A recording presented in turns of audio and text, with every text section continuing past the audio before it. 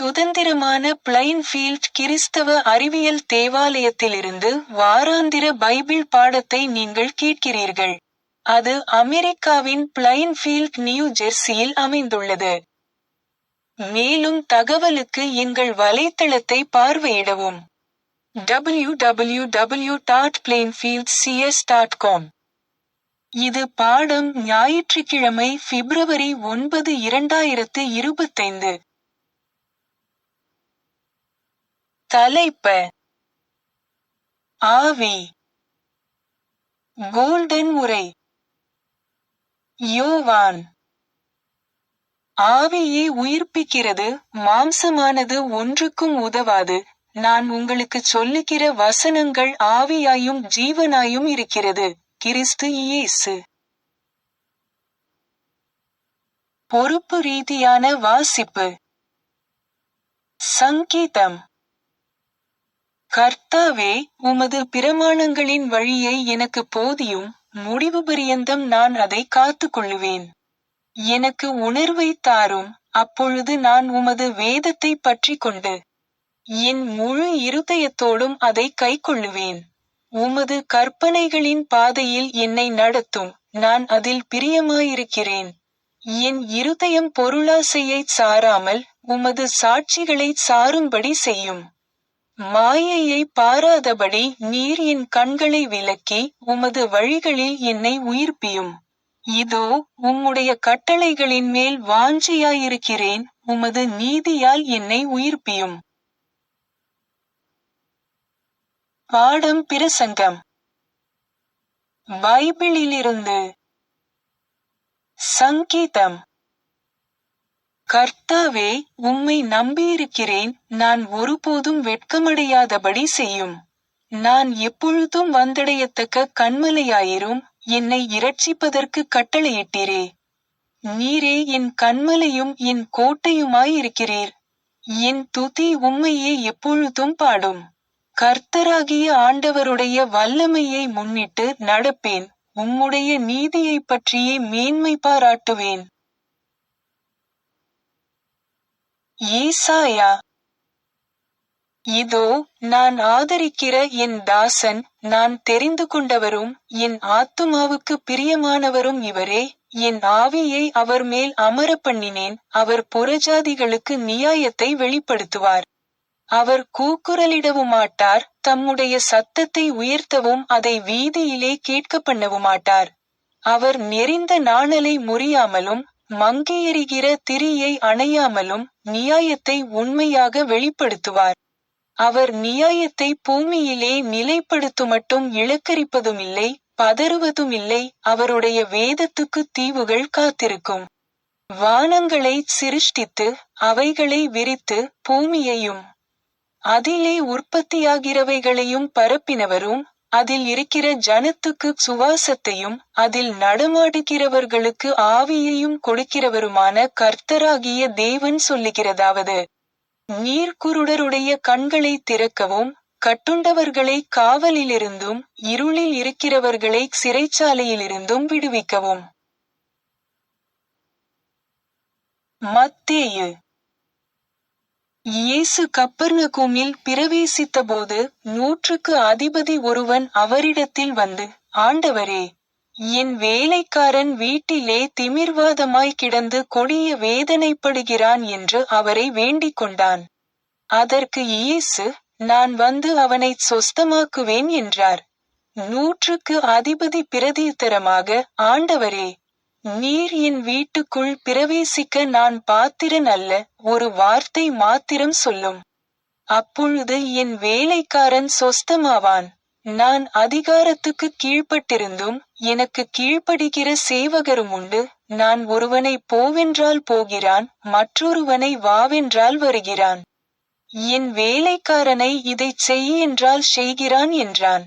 இயேசு இதைக் கேட்டு ஆச்சரியப்பட்டு, தமக்கு பின் செல்லுகிறவர்களை நோக்கி, இஸ்ரவேலருக்குள்ளும் நான் இப்படிப்பட்ட விசுவாசத்தை காணவில்லை என்று மெய்யாகவே உங்களுக்குச் சொல்லுகிறேன்.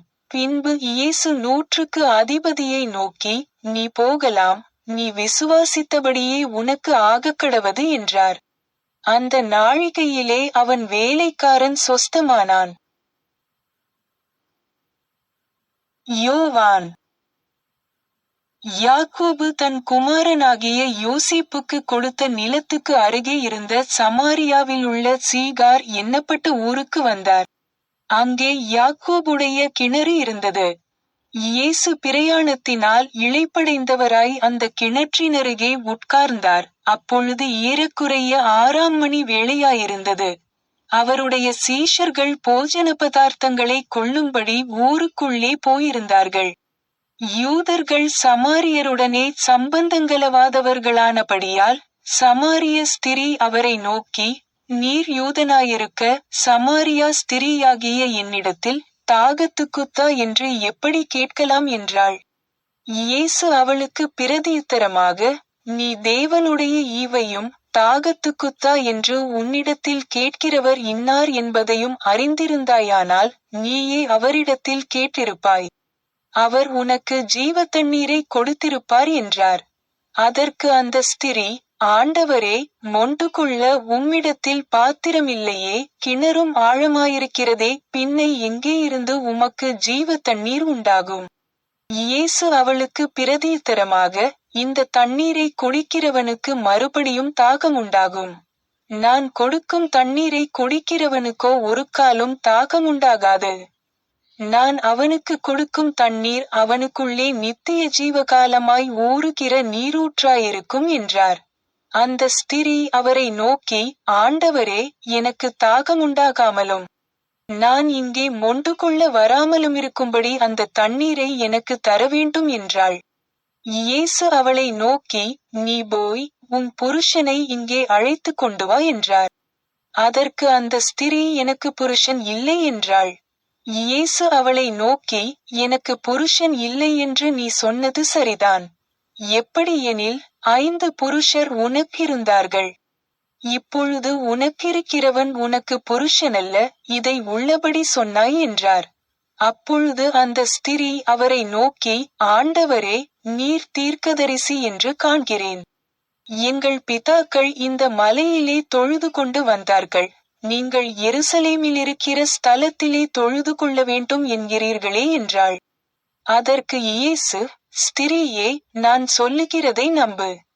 நீங்கள் இந்த மலையிலும் எருசலேமிலும் மாத்திரமல்ல, எங்கும் பிதாவை தொழுது கொள்ளும் காலம் வருகிறது. உண்மையாய் தொழுது கொள்ளுகிறவர்கள் பிதாவை ஆவியோடும் உண்மையோடும் தொழுது கொள்ளும் காலம் வரும். அது இப்பொழுதே வந்திருக்கிறது. தம்மை தொழுது கொள்ளுகிறவர்கள் இப்படிப்பட்டவர்களாயிருக்கும்படி பிதாவானவர் விரும்புகிறார். தேவன் ஆவியாயிருக்கிறார். அவரை தொழுது கொள்ளுகிறவர்கள் ஆவியோடும் உண்மையோடும் அவரை தொழுது கொள்ள வேண்டும் என்றார். ரோமர். ஆனபடியால் கிறிஸ்து இயேசுவுக்குட்பட்டவர்களாயிருந்து மாம்சத்தின்படி நடவாமல் ஆவியின்படியே நடக்கிறவர்களுக்கு ஆக்கினை தீர்ப்பில்லை. கிறிஸ்து இயேசுவினாலே ஜீவனுடைய ஆவியின் பிரமாணம் என்னை பாவம் மரணம் என்பவைகளின் பிரமாணத்தினின்று விடுதலையாக்கிற்றே.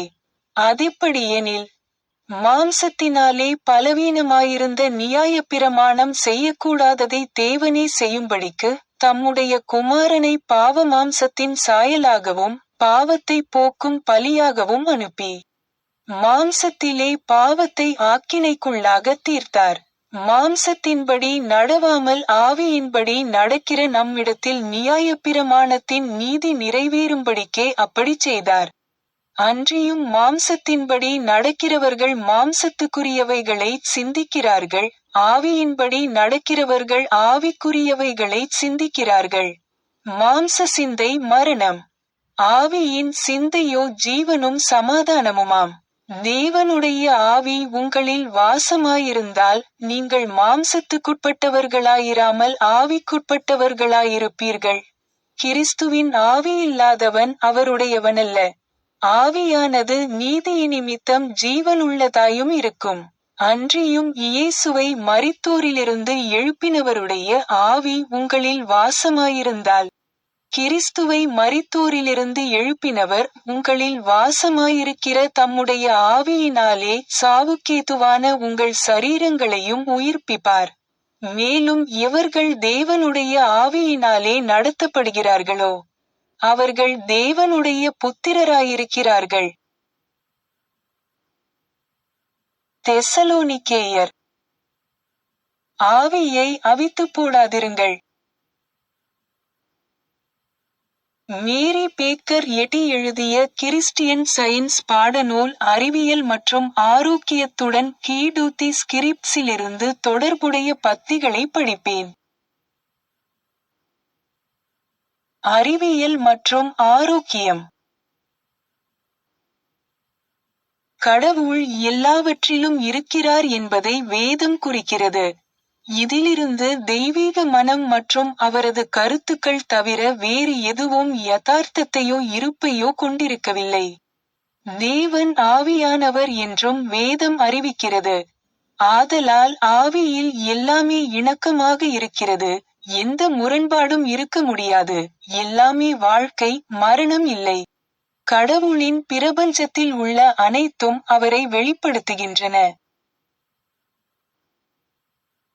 ஆவி என்பது எல்லாவற்றின் உயிர், பொருள் மற்றும் தொடர்ச்சி.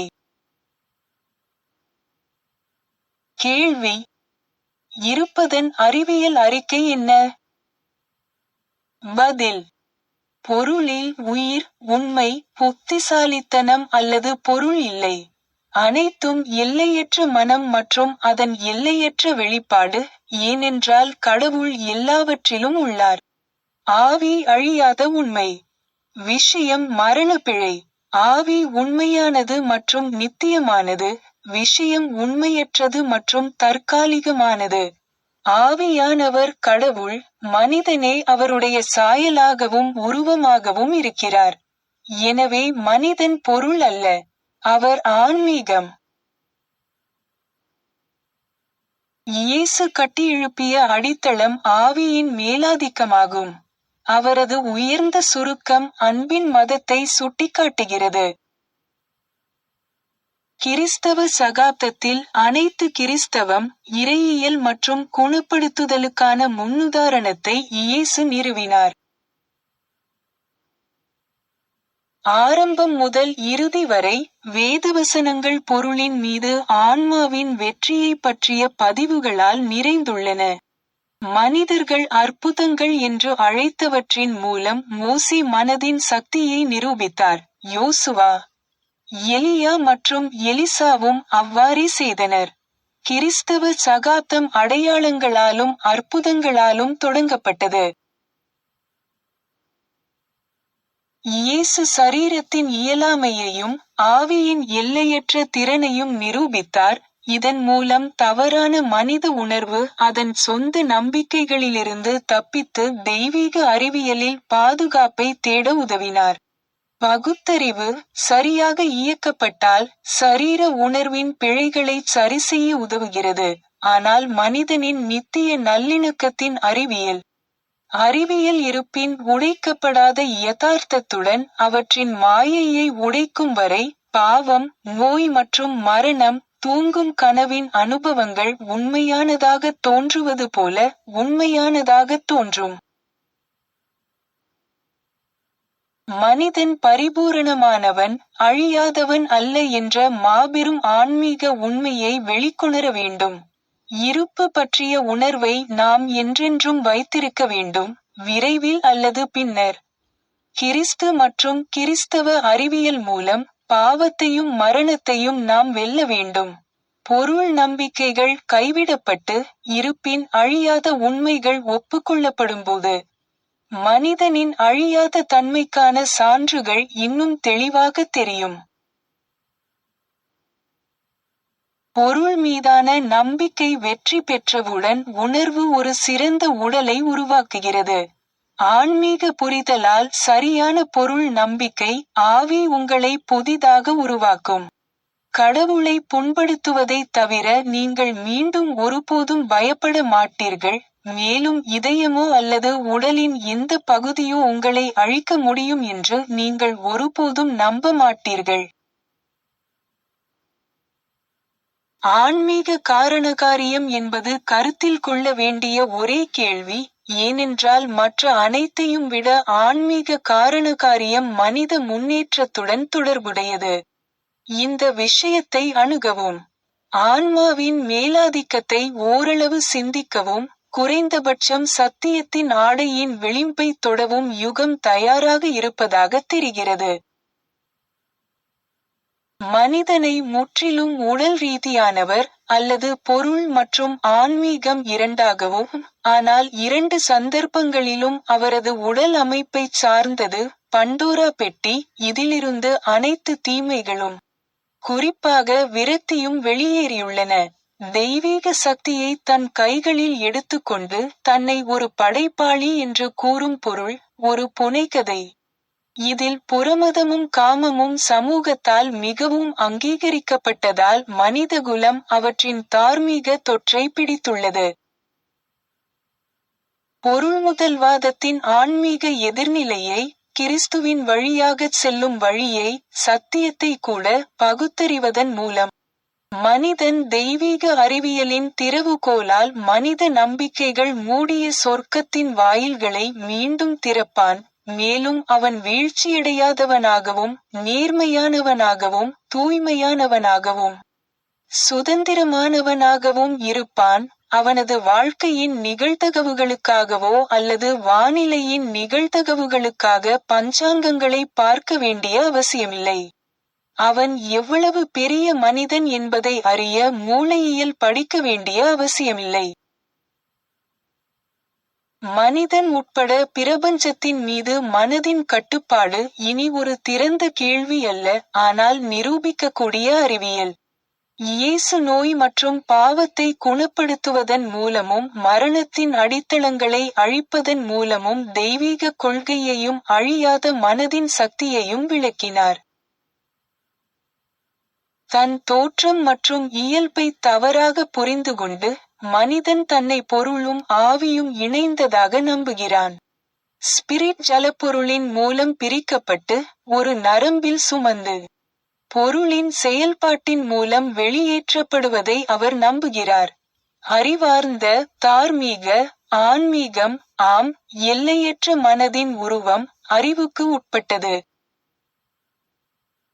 வேலையாளுக்கும் கிறிஸ்துவுக்கும் இடையே உள்ள அனுதாபத்தை விட மாம்சத்திற்கும் ஆவிக்கும் இடையே வேறு எந்த அனுதாபமும் இல்லை.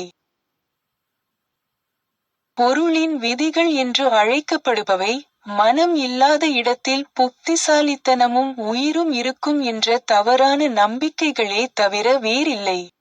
இந்த தவறான நம்பிக்கைகள் அனைத்து பாவங்களுக்கும் நோய்களுக்கும் காரணமானவை. இதற்கு நேர்மாறான உண்மை, புத்திசாலித்தனமும் வாழ்க்கையும் ஆன்மீகம் ஒருபோதும் பொருள் அல்ல, பாவம், நோய் மற்றும் மரணத்தை அழிக்கிறது. மனிதனின் ஆன்மீக தனித்துவம் ஒருபோதும் தவறல்ல. அது மனிதனை படைத்தவரின் சாயல். பொருளால் மனிதர்களை உண்மையான தோற்றம் மற்றும் இருப்பின் உண்மைகளுடன் இணைக்க முடியாது. அதில் அனைத்தும் முடிவுக்கு வர வேண்டும். பொருளின் கூற்றுக்களை ரத்து செய்யும் ஆவியின் மேலாதிக்கத்தை ஒப்புக்கொள்வதன் மூலம் மட்டுமே மனிதர்கள் இறப்பை நீக்கி தெய்வீக சாயலில் மனிதனை என்றென்றும் நிலைநிறுத்தும் பிரிக்க முடியாத ஆன்மீக இணைப்பை கண்டறிய முடியும். இது அவரது படைப்பாளரிடமிருந்து பிரிக்க முடியாதது. ஒரே கடவுளை பெறவும் ஆன்மாவின் சக்தியை பெறவும் நீங்கள் கடவுளை மிகவும் நேசிக்க வேண்டும். ஒரு இடைநிறுத்தப்பட்ட மற்றும் பாதி வழியில் நிலைப்பாட்டை எடுப்பது அல்லது ஆன்மா மற்றும் பொருள், உண்மை மற்றும் பிழை ஆகியவற்றுடன் சமமாக வேலை செய்ய எதிர்பார்ப்பது புத்திசாலித்தனம் அல்ல. ஆன்மீக இருப்புக்கு வழிவகுக்கும் ஒரே ஒரு வழி, அதாவது கடவுள் மற்றும் அவரது யோசனை உள்ளது. உடலின் அறிவியல் அரசாங்கம் தெய்வீக மனதின் மூலம் அடையப்பட வேண்டும். வேறு எந்த வழியிலும் உடலின் மீது கட்டுப்பாட்டை பெறுவது சாத்தியமற்றது. இந்த அடிப்படை கருத்தில் பயந்த பழமைவாதம் முற்றிலும் ஏற்றுக்கொள்ள முடியாதது. உண்மையை தீவிரமாக நம்புவதன் மூலம் மட்டுமே அறிவியல் குணப்படுத்தும் சக்தியை உணர முடியும். மனம் என்பது உடல் புலன்களின் எஜமானர், அது நோய், பாவம் மற்றும் மரணத்தை வெல்லும். கடவுள் கொடுத்த இந்த அதிகாரத்தை பயன்படுத்துங்கள். உங்கள் உடலை கைப்பற்றி, அதன் உணர்வையும் செயலையும் நிர்வகிக்கவும். நன்மையை போன்ற அனைத்தையும் எதிர்க்க ஆன்மீக வலிமையுடன் எழுந்திருங்கள். கடவுள் மனிதனை இதற்கு தகுதியுள்ளவராக ஆக்கியுள்ளார். மேலும் மனிதனுக்கு தெய்வீகமாக வழங்கப்பட்ட திறனையும் சக்தியையும் எதுவும் கெடுக்க முடியாது. சர்ச் கையேட்டில் கொடுக்கப்பட்டுள்ளபடி மேரி பேக்கர் எட்டியின் 3 தினசரி கடமைகளை இப்போது படிப்பேன். தினசரி ஜெபம். ஒவ்வொரு நாளும் ஜெபிப்பது இந்த திருச்சபையின் ஒவ்வொரு உறுப்பினரின் கடமையாகும். உம்முடைய ராஜ்யம் வா, தெய்வீக சத்தியம், வாழ்க்கை, அன்பு ஆகியவற்றின் ஆட்சி என்னுள் நிலை பெறட்டும். எல்லா பாவங்களையும் என்னிடமிருந்து விலக்கட்டும். உம்முடைய வார்த்தை எல்லா மனிதர்களிடமும் பாசத்தை வளப்படுத்தி அவற்றை ஆளட்டும். நோக்கங்கள் மற்றும் செயல்களுக்கான விதி. தி மதர் சர்ச்சின் உறுப்பினர்களின் நோக்கங்கள் அல்லது செயல்களை விரோதமோ அல்லது தனிப்பட்ட இணைப்போ தூண்டக்கூடாது. அறிவியலில், தெய்வீக அன்பு மட்டுமே மனிதனை ஆளுகிறது.